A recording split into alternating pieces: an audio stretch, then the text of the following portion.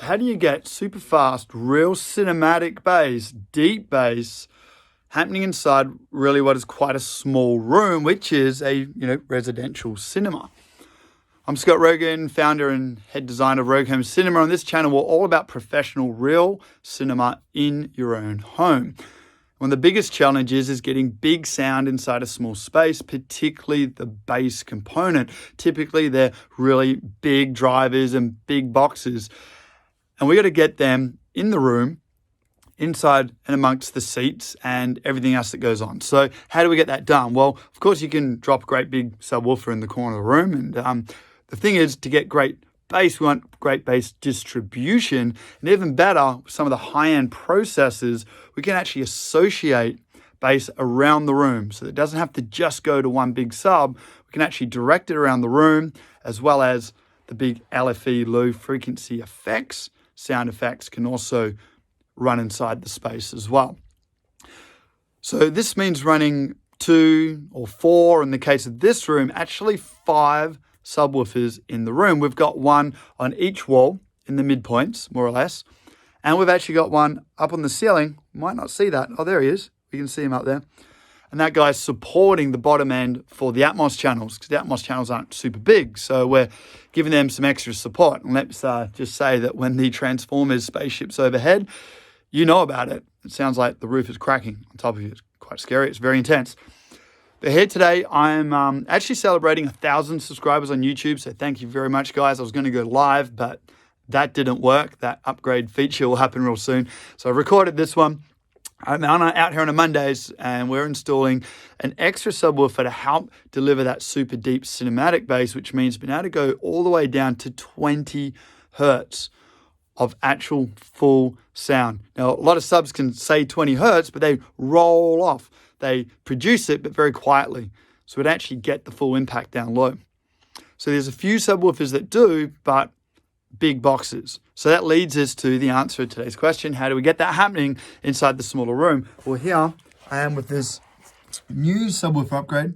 You can see these are actually 5 by 7 inch drivers, twin drivers, and they are inside a very slim cabinet. It's only about 150 mil or 6 inches deep, but check this out.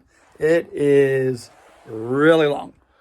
So we've got a lot of capacity, which is a big key to getting great bass, is capacity, right? And being a transmission line design, it means there's this little tunnel system happening in here, and the sound's going to port either side of the drivers. There's a special bass plate to go on. The way that the port goes on is really important as well. You can really stuff this up, so it's actually very important. You can't just throw these things in here. But we've got a specific location we want the bass to emulate from on the left side of the wall. And being brick construction, this is usually designed to be in wall. Being a brick construction here, we can't do that. But this great big long subwoofer will sit down alongside the wall and alongside the seats, and we're actually going to get this massive sound inside this room without giving up what would be an extra seating position. Because the most valuable part of your cinema room is the room itself. The square meterage that you've got to play with is really, really valuable. We never have as much room as we like. So we got to find products that will deliver on the function, but also the form.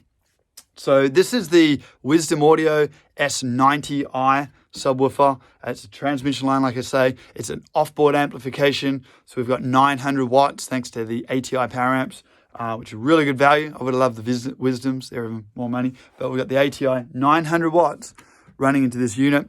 We're going to get, I think it was, runs like 120 dB of output at 25 hertz. I'll have to check the numbers. But this is a serious subwoofer.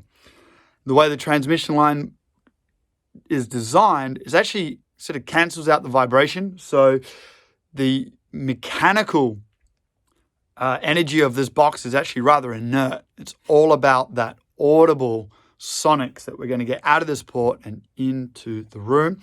So this is really exciting. We've actually got the smaller SCS2 Wisdom subwoofer at the front of the room. It's hiding in behind the screen amongst some other Wisdom speakers. And we've actually got more of these babies coming in the next month or so. So we're just sort of adding some parts as we go here. It's a really cool upgrade.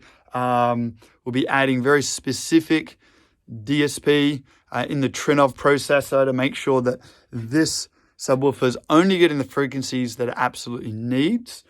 As a transmission line, you do not want the wrong energy inside this box. So it's a little bit more delicate setup, but I tell you, this thing is going to be a lot of fun to listen to. So guys, there's my little check-in. Who would have thought you can get a subwoofer down to 20 hertz for 120 dB of output or so in a box so slim, but it exists thanks to, in this case, the Wisdom Audio subwoofer we've chose for this project. And it'll be one of 5 subwoofers. We'll have 4 transmission lines like this, and we're going to replace the sub that's already up there to another little Wisdom sub. So it's going to be a little bit quicker, a little bit punchier. Want it to all match up. So there you are, guys. Leave a comment if you want to learn more about bass, or just let me know if you need more information on this topic, because I know it's a little bit bizarre seeing subwoofers like this when we used to just an amplifier stuck to a big 2-foot cubic box, right? So very cool stuff. Thanks for watching, guys. And remember, with great cinema at home on any day, reality can go rogue. See you next time.